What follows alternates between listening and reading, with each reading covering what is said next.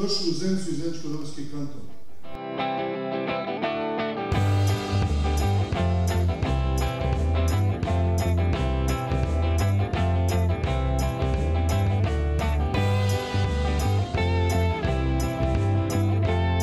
Proglašavam 23. generalni pregled sajma ZEPS i 13. međunarodni sajam metala otvoren. Hvala na pažnji.